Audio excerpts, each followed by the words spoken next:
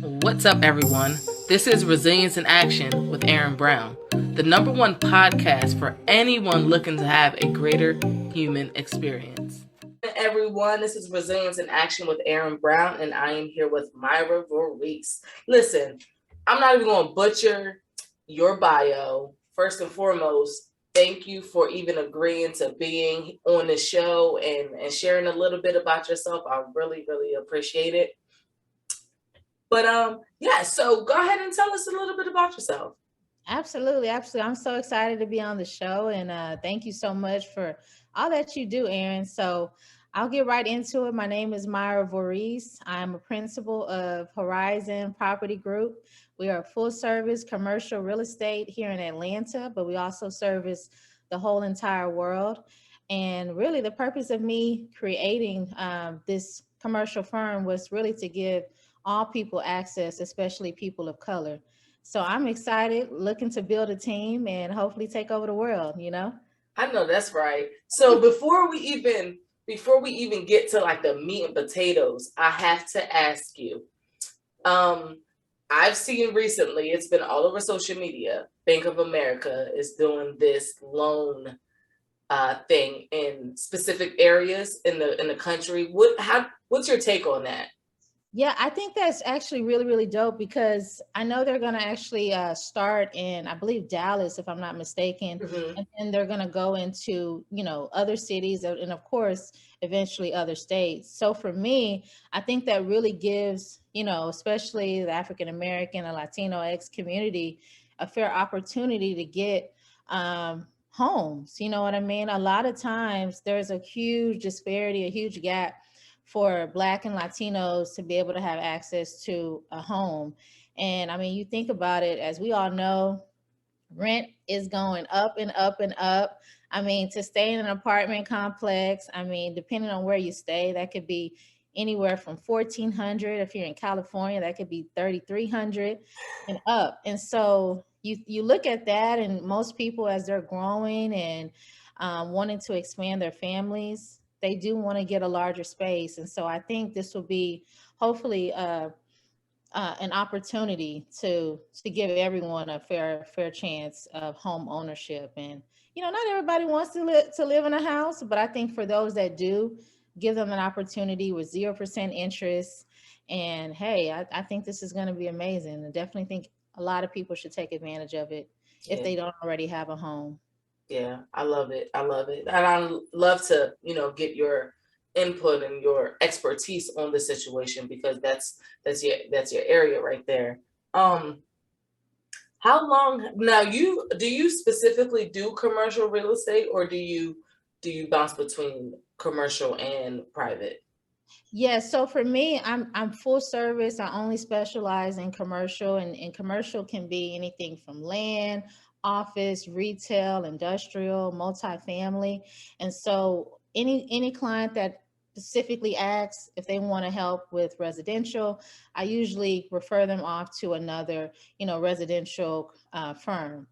That I've already built, the rapport and the relationships with, and that I trust, okay, can do a good job, because relationships are very, very crucial in this business. And I want to make sure that whoever I'm referring actually can perform and not make me look bad either.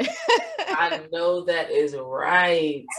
There is nothing like referring someone for a job and they something happens and they like what you sent us this person or you Yeah. sent this person to us.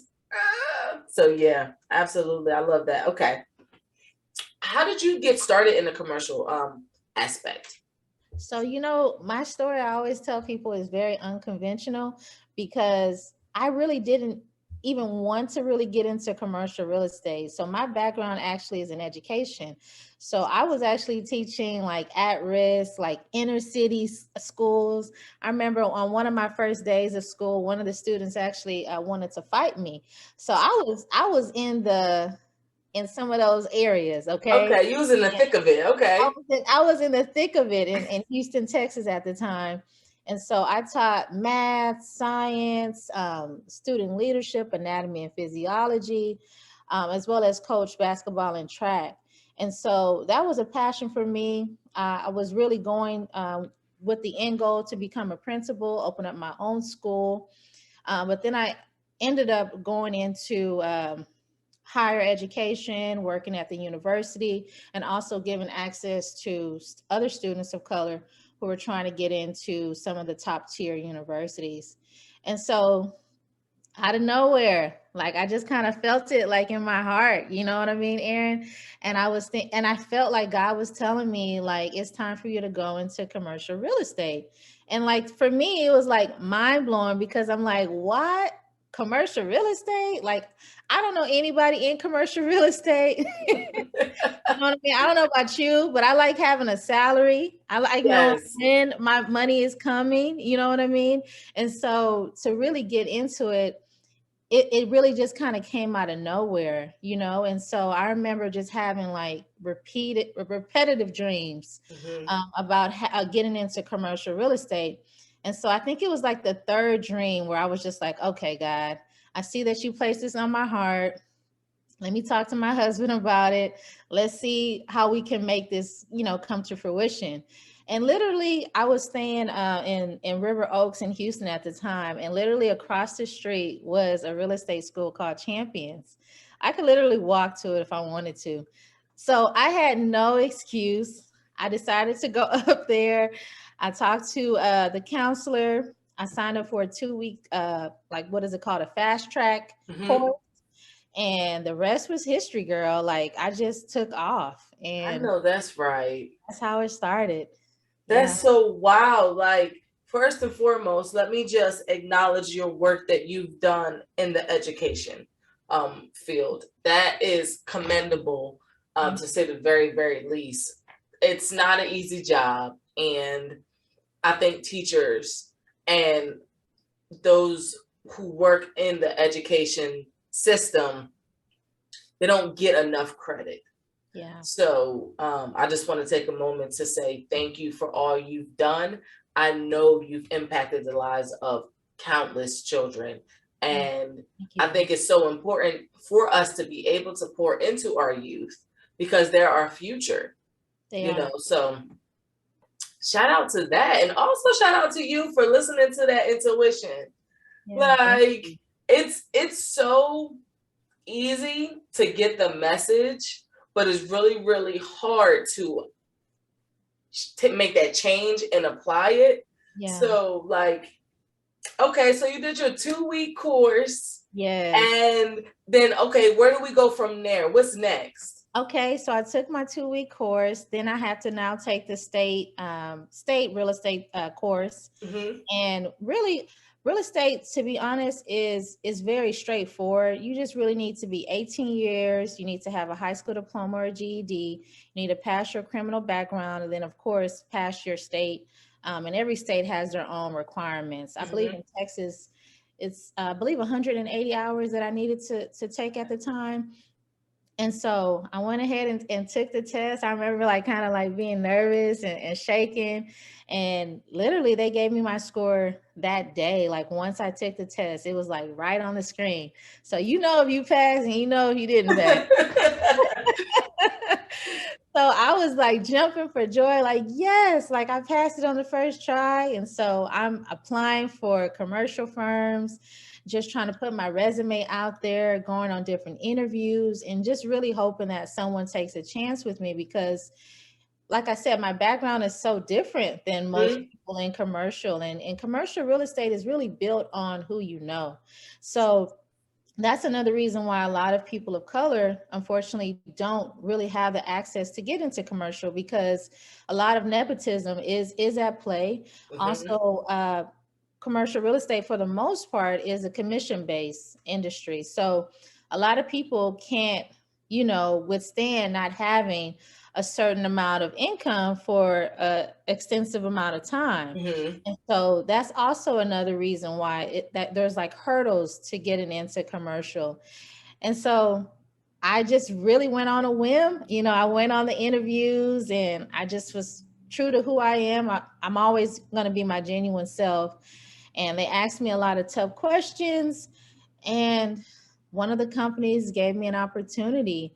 And that's really how I started, trailblazing my commercial real estate career. And I started in Houston, even though now I am in Atlanta. So you started in Texas. You got your license in Texas. I did. And then now you're in Atlanta. Like, okay, so boom. So tell us, what took you from Texas to Atlanta? Okay. So let me even go back. Okay, let's go. All right. So on my commercial real estate firm that I was in Houston, we had something called like an associate program, which basically, if you can think about it, it's more like a paid internship. But during that time, you're under senior brokers within the company, and the goal is for you to learn as much information as you can, so that when you officially become a full-time commercial real estate agent, you can stand on strong foundations. And so it was supposed to be a year program for me, but because I was able to learn quickly, thanks to the team, I was able to get promoted within 6 months. But the kicker is, when I got promoted, that's when the world shut down. Okay. Oh no. Well, look, I just got my head above water and then I got submerged right back in, right? Yes. And in Houston, I always say Houston and Atlanta are kind of like cousins, because they don't listen. All right. Even though the world shut down, Houston was still out. Okay. Very much outside. So for a little bit during that, whole pandemic, I was able to still kind of have momentum, thankfully, because of the 6 months prior. And that's why real estate is very cyclical. And also, it's very important of you doing small steps every day in order to really determine your long-term goal. And so it was me, making those cold calls and having those business meetings during my 6 months internship that really helped me stay afloat and maintain during that pandemic. And then another curveball comes in, because my husband decides that Atlanta is where we need to go, because he's a very established music producer.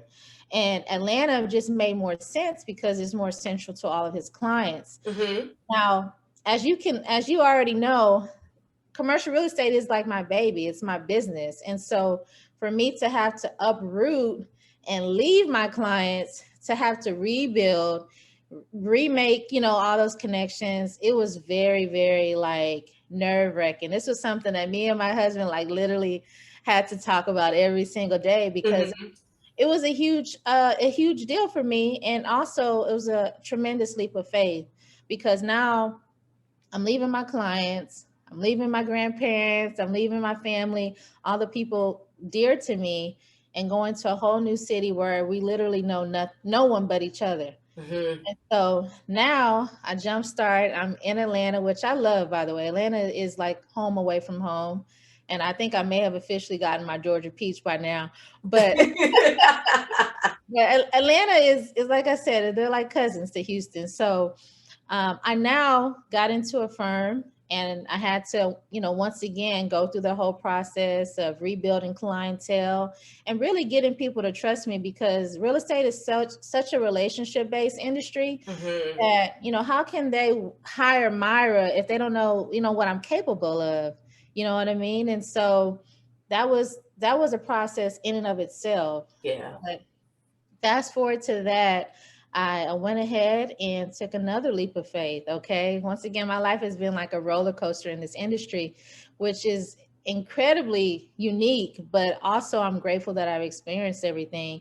And so I fast forward, I went ahead and took my broker's test here in Atlanta, and I passed. And that's how I decided to open up my company, Horizon Property Group. So that's the short version, as much as possible. Listen, Horizon Property Group. So anyone in Atlanta, if y'all need some commercial real estate, y'all know who to go to. Y'all know exactly who to go to. And I know some folks down in Atlanta too. So nice. Yes. So all right. So Like I'm just like I love hearing stories of just triumph and overcoming obstacles. Yeah. So how did you, what ultimately sealed the deal for you to make this happen? What was that, you know what, let's just do it? So since I've been in this industry, Erin, I personally have seen um, and experienced a lot of different things, whether it's Mm-hmm. discrimination, racism, sexism, ageism. I mean, you can go down the list. And so for me, I always believe that just like how we talked about the youth, I always want whoever's coming from behind me to have it a little bit easier. Yeah. So for me, I always said, how can I create a better environment in this industry? Because I always saw, like even in Atlanta, I would be going to different schools and I would be talking to the youth and telling them about commercial real estate because a lot of times you just don't know what you don't know. Mm-hmm. So I purposely and intentionally did that because I wanted to sow seeds. Because whether or not these kids decide, hey, I don't want to do commercial real estate, it's not for me. I want to be, whether it's an engineer or a software, whatever, but at least they know about it. You know what I mean? And that way they can also tell their cousins or their family members or someone. And I wanted to reach them early on, whether in junior high, in high school age, so that they can start thinking about it before they jumpstart, whether they decide to go into college.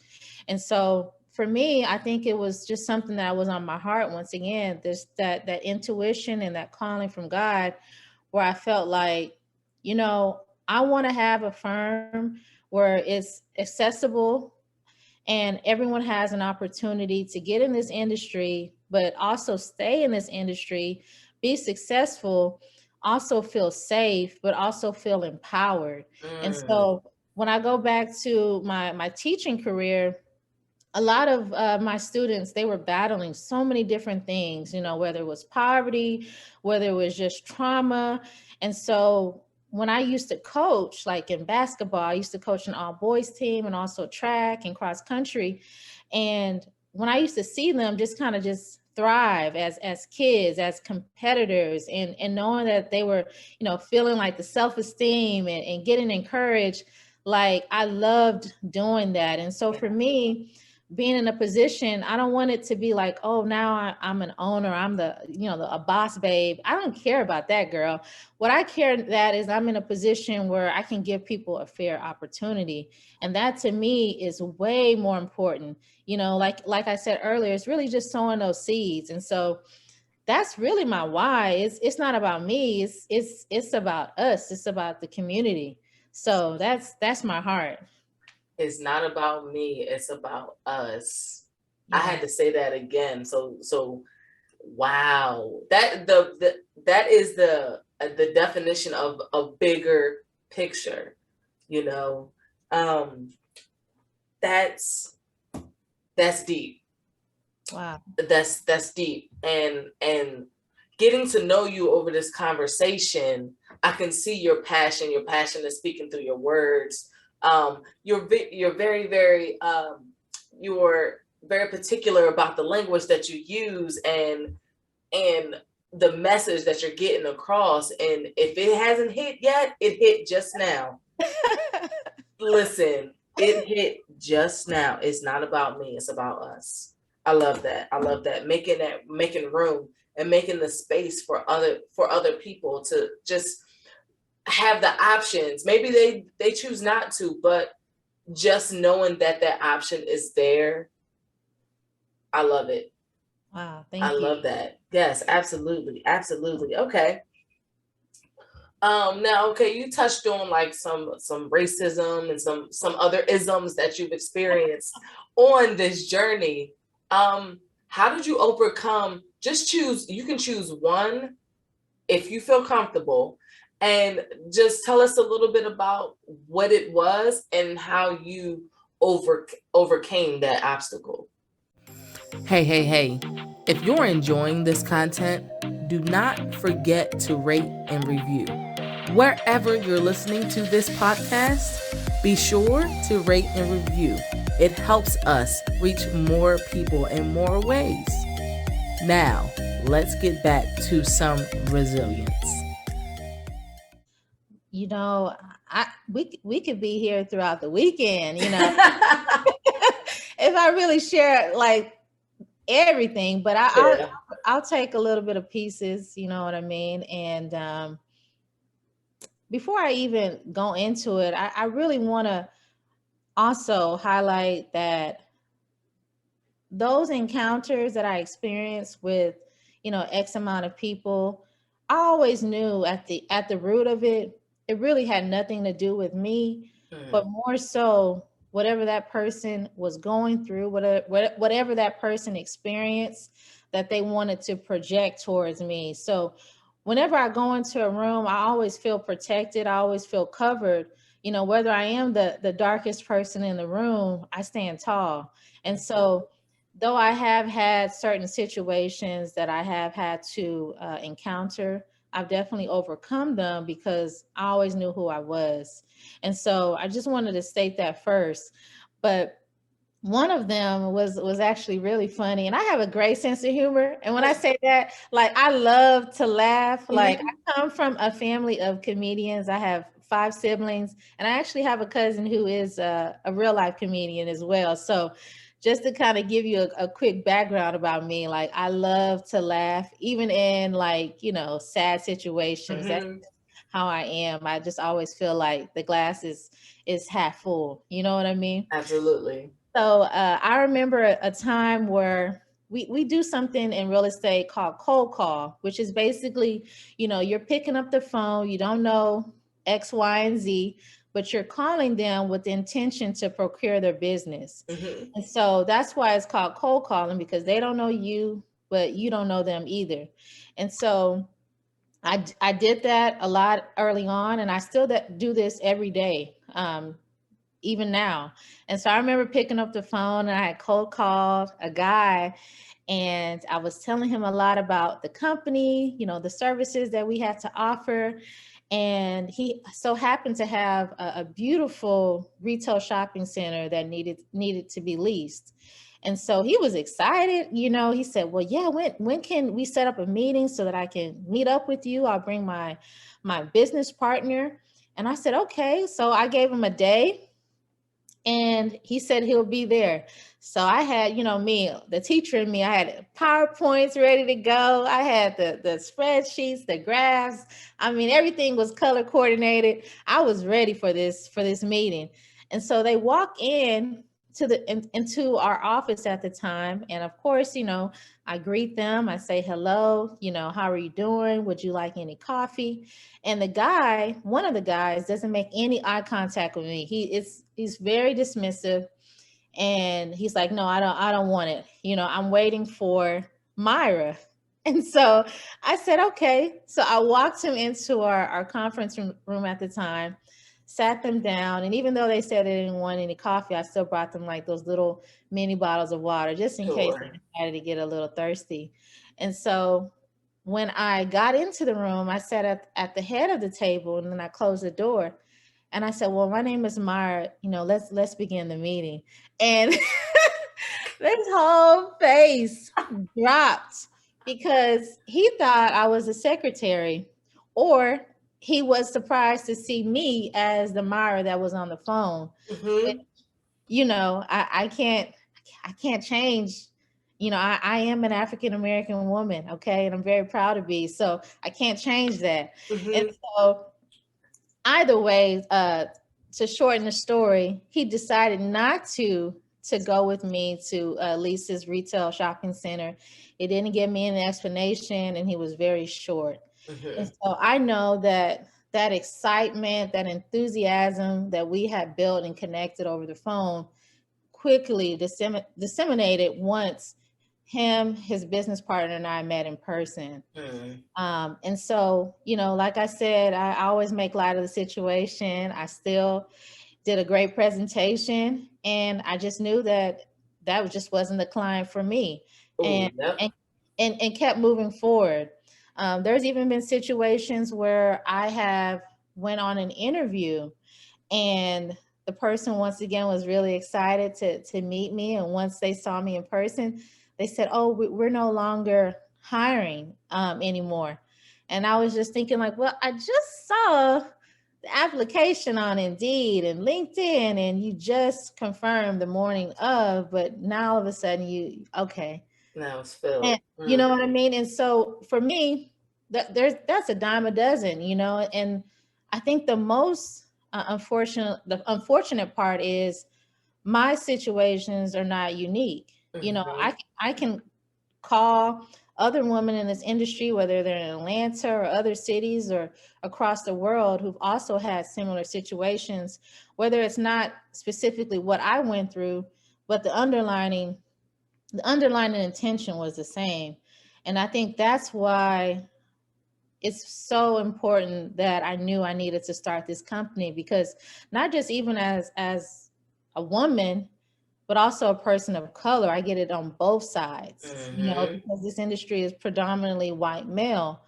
And so if people can't even stand to sit in a business meeting with me, how much more or how much less will other people who look like me get an opportunity to even sit in the room in the first place? And so that's why I always told myself, if you really want to change, then sometimes you just got to be the change. Absolutely. Absolutely. I have a coffee cup downstairs that says "Be the change." Oh, wow. Yes, I believe it 110%, because we just live unfortunately, we still live in such an unjust world. Yeah. And we have to make room for each other, and turn around and lend your hand and pull up the next person. Yeah. One of my favorite quotes that I've ever brilliantly came up with is, what is it? Knowledge is like magic. It's great to possess, but it's better when it's shared. Ooh. That Okay. I don't know where Right there. I don't know where that came up in me, but I think I said that in 2017, and I've been saying it ever since, because it is so very true. That's powerful. Hoarding that information and that knowledge is such a selfish thing to do.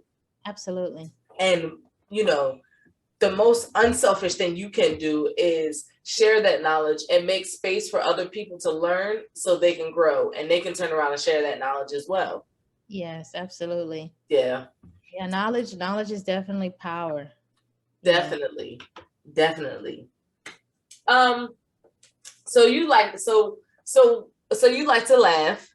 Oh, absolutely. Me too. I laugh at things that I'm not supposed to laugh at. I laugh at inappropriate stuff all the time. Same. It's just we can sit and we can find things to just ruffle our feathers all day long.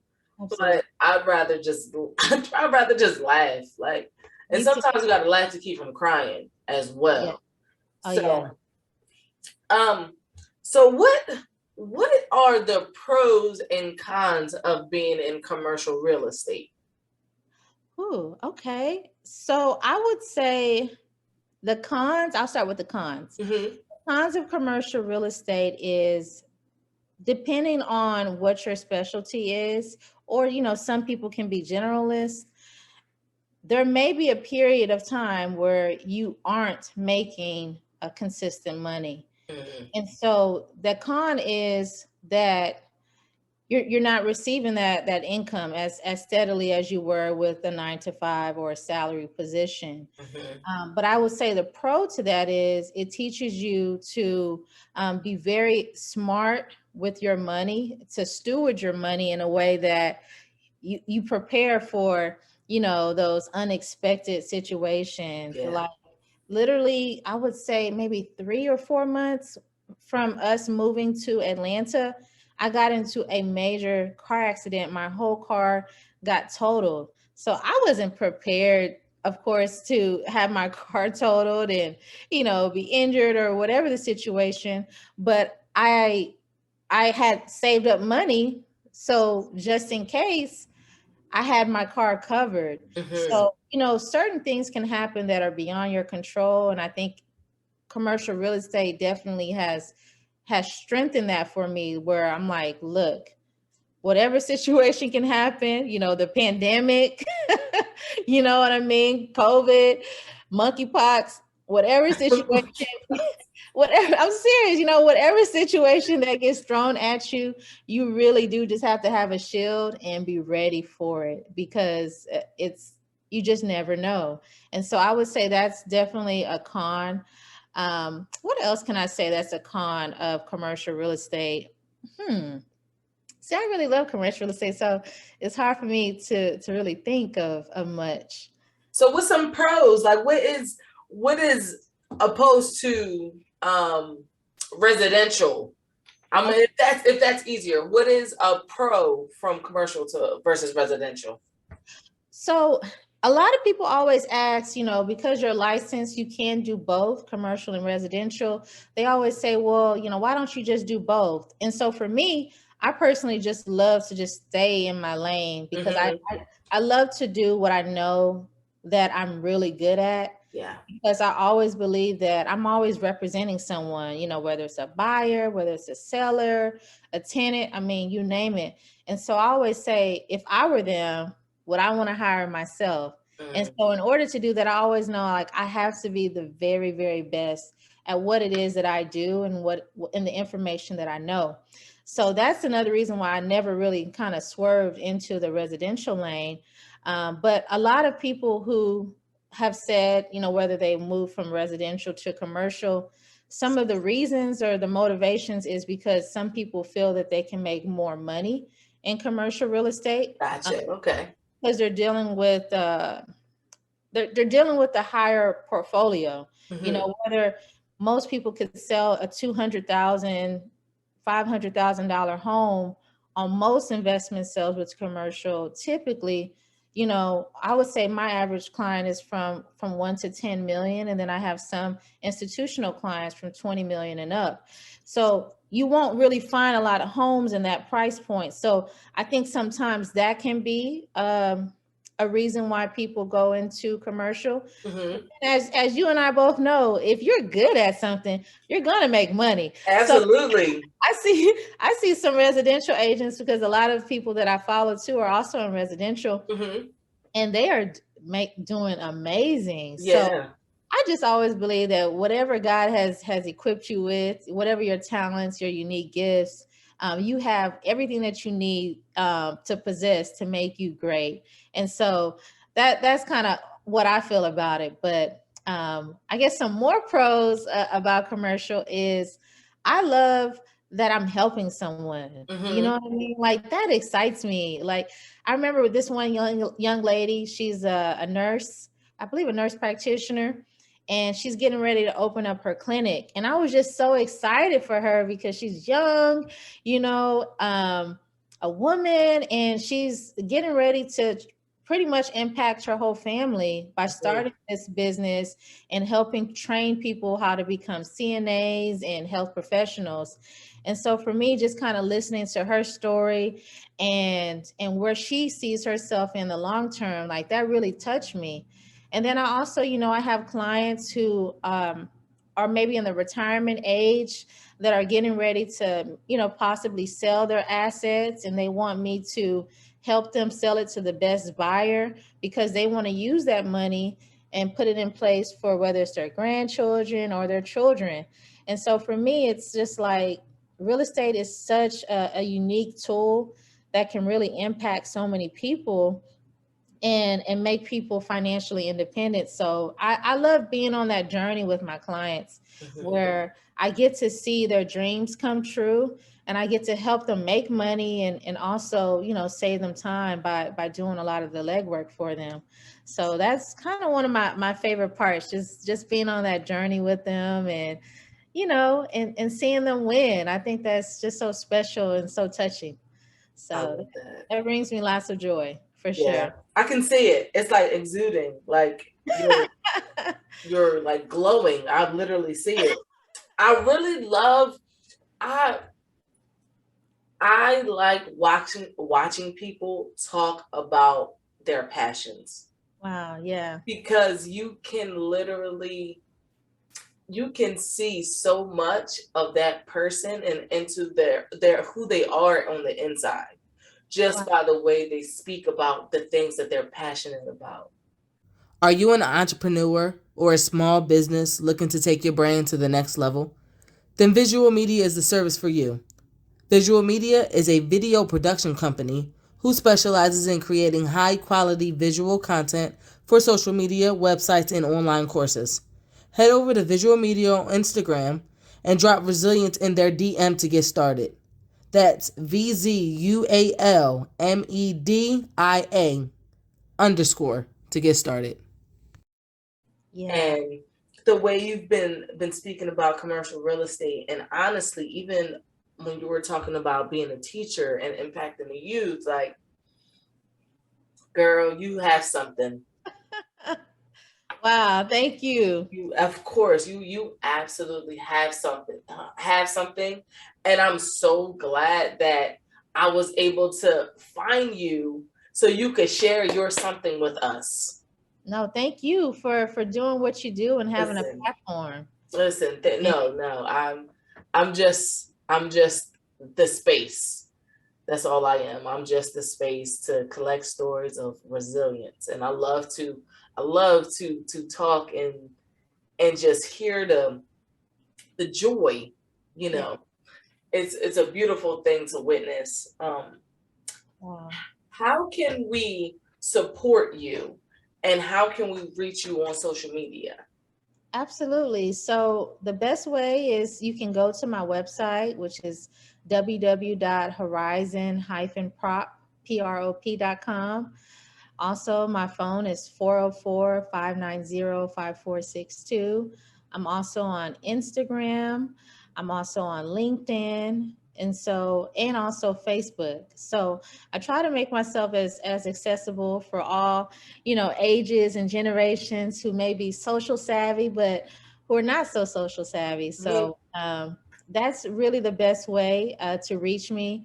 The best way to support me is for you to share my business or share my story with someone who may be interested in becoming a commercial real estate agent. I am currently hiring and forming an amazing team where we're going to be like family. And so my goal is to like I mentioned earlier is to allow people to be financially independent through commercial real estate. And so I'm taking my time in the hiring process because I do believe in having the right people can really transform the whole team. But I'm excited whether you're seasoned in commercial real estate or a novice, anybody that's eager and really wants to have the integrity to do right by people. Like I'm all interested in giving them an opportunity to interview. And also, I love having additional clients. Like I mentioned, I love servicing people, whether they're trying to sell their property, whether they're looking to buy or even lease a space as an investor or a small business owner. Any capacity of commercial real estate, like land, industrial, retail, office. I just want to help. I just want to be a resource. love it, love it. Perfect, perfect. Do you have any advice for someone who's looking to get started in this journey? Yeah, I think probably the best advice is to stay open minded, to stay positive because, sometimes life hits us, but we got to learn how to fight back and stand and have resilience. Okay. Also, I think it's just good to have integrity because people can tell when you're genuine and people can also tell when you see them as a money maker or you see Mhm. them as an opportunity to actually help them. And your good deeds, the way you treat people, will be your reputation, will be your legacy, but also will help you get into a lot of different rooms and doors because people do love bragging about, when people have treated them really well. One of my favorite quotes is Maya Angelou is, a person will never forget the way you make them feel. Mm, And I've always stood on that because I see people as family. And so I always say, well, how would I treat my mom? How would I treat my grandma? How would I treat my brother, my nephew, my husband, anyone that I have a love for? That's how I want to treat my clients. And so I think if they can stay open-minded, if they can stay positive, if they can have resilience, have integrity, good character, I do believe that just that alone and consistency will definitely lead to success. So that's my advice. I love it. I love it. Okay, I have one more question for you. All right. This one. What does resilience mean to you? Ooh, okay. What does resilience mean to me? I think resilience means that when situations happen that are beyond your control, you still are able to control the way you perceive a situation. So whether that's overcoming, whether that is, taking the high road, wherever that may be, but it's even when situations are beyond your control, but still having the self-control to maintain who you are as a person, I would say that is what resilience means to me. Yeah. I love that. It's resilience in action. Like you're choosing to take those actions, you're choosing to take those steps. And though you're in a situation that you can control, you can control the controllables, which is your attitude, how you react to the situation, which route you choose, if you go left or right or up or down. And absolutely, that was a beautiful definition.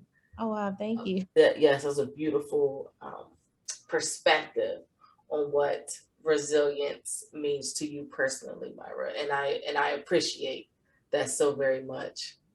Wow, thank you again for being who you are, for being an amazing interviewer, because asking questions is not easy to do. And Erin did not send me any list of questions. Everything has been organic. And I really appreciate, once again, you just having this platform and this space to allow myself and other people to share their stories, because a lot of times people aren't heard. And what you're doing is extremely impactful. So thank you so much. No, thank you. I appreciate that. And I'm just here to leave this world a little bit better than I found it. So thank you for that. And thank you for spending some time with us today. Anytime. Have a good one. You too. Bye-bye. Thanks for tuning into this week's episode. If you enjoyed it, be sure to rate and review. And remember, resilience in action will always lead to a greater human experience.